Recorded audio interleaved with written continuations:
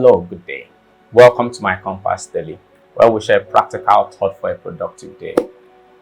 This is the final point in our series of If You Sense the Call of God Upon Your Life. When I sensed the call of God upon my life, I was already making a decision of settling in Lagos or Ibadan, any of the cities, while I come to Ruwa once in a while. What was the reason? It was simple. Fear. I was scared of how the bills would be paid. I was scared about how I was going to survive. It was fear. It was fear. I want to say to you that on the walk with God and the journey of the call, trust is learnt. While you trust Him for simple things, you realize that you start developing capacity for bigger things.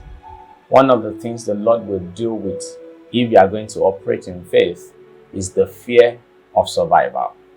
There are people today who are meant to be pushing kingdom agenda who are still pushing files in offices simply because they are afraid of how the bill is going to be paid. You see, I'm speaking to someone today who sensed God's call, especially to be separated fully into the work of ministry. There is a grace sometimes to combine both career and calling. And if that is the grace upon your life, make sure no one passes through you without experiencing a touch of the kingdom.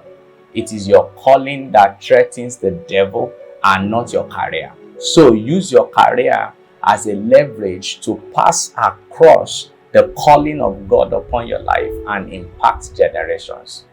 Let me say to you that ministry is not business.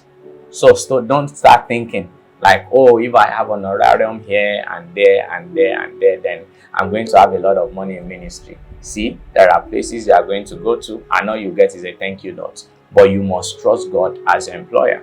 If men trust men to pay, then why can't we trust God to take care of those of us that He has called into the work of ministry? I understand the place of faith, I understand the place of wisdom. We need the operation of the two when you are called into ministry, but don't allow fear to keep you on the same spot. Also, in building trust, there are times that you will get a gift and God will ask for it as a seed. You need to understand that it is part of your opportunities to learn in the school of trust and in the school of faith. Don't hold back because you are afraid. Let's look at Abraham. In Hebrews 11 and verse 8, the Bible says it was by faith that Abraham obeyed when God called him to leave home and go to another land that God will give him as his inheritance. God has an inheritance for you. Don't let fear keep you away. He concluded by saying he went without knowing where he was going.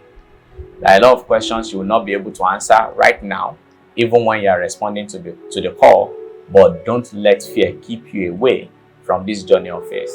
It's the most exciting thing you will do with your life and with God.